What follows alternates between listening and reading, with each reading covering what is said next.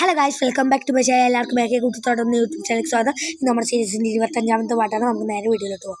ഒന്നാമത്തെ ടിപ്പ് എന്ന് പറയുന്നത്, നിങ്ങളെപ്പോഴും ഫംഗസ് വന്ന ലീഫ് ഇമ്മീഡിയറ്റ് ആയിട്ട് ഒഴിവാക്കുക. എന്നിട്ട് അത് വേസ്റ്റ് കൊട്ടയിൽ കളയുക. കമ്പോസ്റ്റ് ആയിട്ട് ഉപയോഗിക്കാൻ പാടില്ല.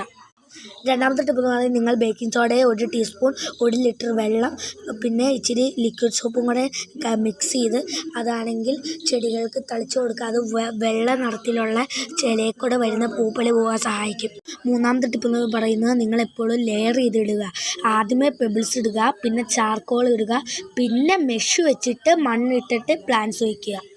നാലാമത്തെ ടിപ്പ് എന്ന് പറയുന്നത്, നിങ്ങൾ ഒരിക്കലും ടെറേറിയങ്ങൾക്ക് ഡയറക്റ്റ് സൺ കൊടുക്കരുത്. അത് കരിഞ്ഞു പോകാൻ ഇടയാകും. അഞ്ചാമത്തെ ടിപ്പ് എന്ന് പറയുന്നത്, നിങ്ങളെപ്പോഴും ടെറേറിയത്തിലുള്ള പൊടിയും മിസ്റ്റും തുടച്ചു മാറ്റുക, ക്ലീൻ ചെയ്യുക. അത് ലൈറ്റ് റീച്ച് കൂടുതലാകാൻ സഹായിക്കും. അപ്പോൾ നമുക്ക് നാളെ കാണാം. Bye bye.